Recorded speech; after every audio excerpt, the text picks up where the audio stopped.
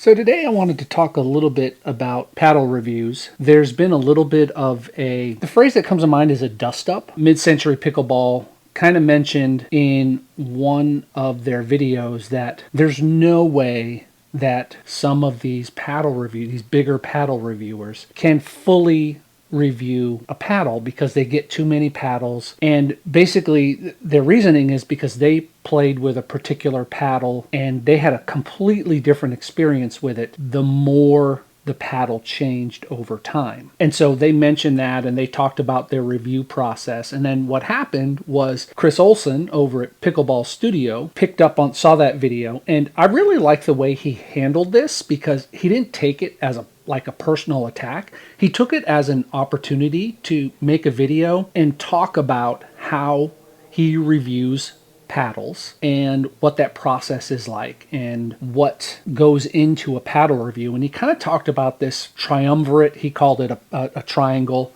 of three things, and you can have two of the three things, but you can't really have all three of them. And what he talked about was quantity, quality, and there's not another Q word, so the how in depth you can go into it. If there's a Q word for that, let me know in the comments. But I don't know.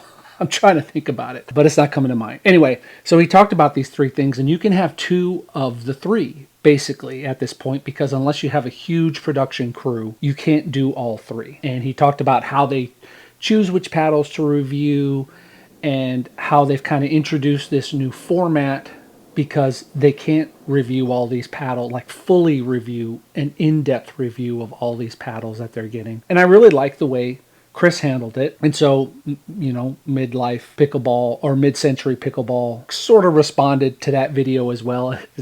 I'm going to shy away from saying this is like YouTube, pickleball YouTube drama. It's not. I think it's really eye-opening, and it made me think about the way I review paddles and why it sometimes takes me so long to review a paddle. And I might review a paddle that's a couple generations old. A great example is this Mach 1 Forza that I got in a giveaway. I haven't reviewed this yet because I don't feel like, number one, I've played with it enough to review it. And number two, I had other paddles that I was kind of obligated to review before this one, and then life got in the way. This isn't my full-time gig. I do this part-time, barely part-time even.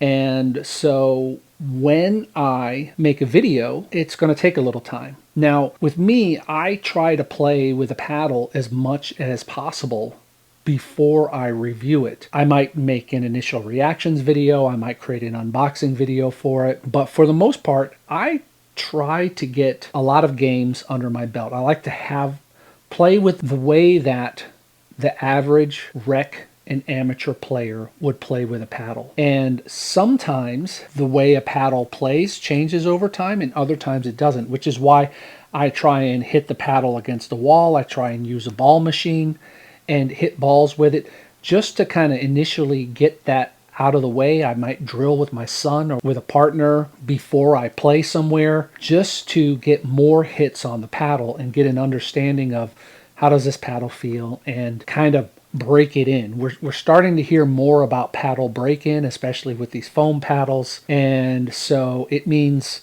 I think it means reviewers are going to have to spend more time with a paddle before they release an actual review, or they're going to need to decide how deep they want to go into the review. I think it's totally fine for someone to say, hey, look, I hit this paddle for about 4 or 5 hours. These are my initial thoughts on it. And then maybe say, I'll come back to it later. A lot of the way things like this work is a vendor might reach out to you and say, hey, can you put a video up on unboxing video? Usually the way it works for me is someone reaches out to me and says, can you put something on Instagram? And I might put something on Instagram and then turn that then into a review later on that I want to do. How in depth do I get into these reviews? I mean, I don't have a pickleball cannon. I'm not freezing paddles. I'm not trying to break them in, but I do try and play with them enough to get a feel for how the paddle's going to play. A lot of the bigger reviewers get pre-release versions of the paddle. And so it kind of brings me in a long-winded way to the point of this video, is that I think that that the paddle manufacturer should provide that reviewer with the release version of that paddle so that they can come back and make comments on that. I would request that if someone were sending me saying, hey, this is a beta paddle, this is something we're thinking about testing out, will you review it for us, before the final release? And if they told me there's an updated version of it, I would respond to them and say, well, before I release my review, do you mind if would you provide me with an updated version as well? Because there are very slight changes that can be made to the paddle,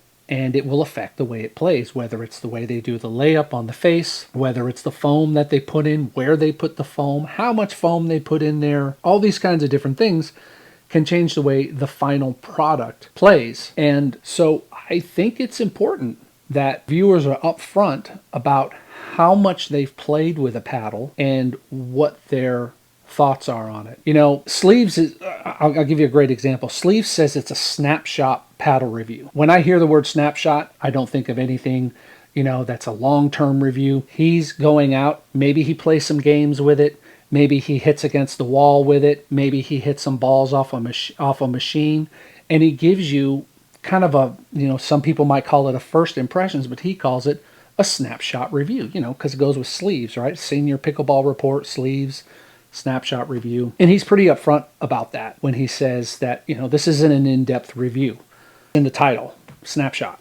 I've tried to be as upfront as possible when I've had a paddle and let you know, hey, this is a first impressions, or I haven't played with this much. If it's a paddle that I don't feel like suits my game, I probably won't play with it too much and put as much detail into a review. Now, that may be a fault on my end where I could have played with it more and the characteristics of that paddle changed over time. And that's a fault that I'm willing to admit that would come up. But pretty much what I've gotten out of all this, and I'm putting this in scare quotes because this is not what it is. What I've gotten out of this YouTube drama, right, is that I should be more upfront about how I've reviewed a paddle.